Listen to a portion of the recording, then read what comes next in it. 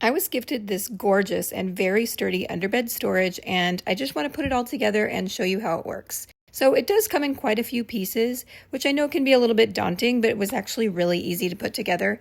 You just pop everything together and then screw the poles into the base. You can do all of this with your hands and then go around at the end if you need to and tighten it all up with the Allen wrench.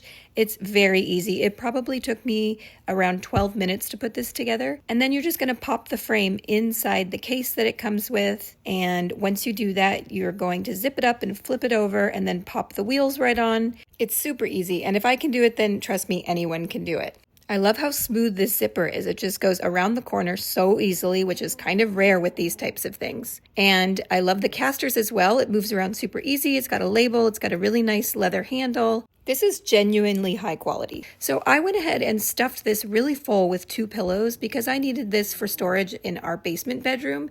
And it impressively just slides right underneath, even on carpet, which I really appreciate. This is 5 stars for me. It took a little bit of time to put together, but it's super high quality.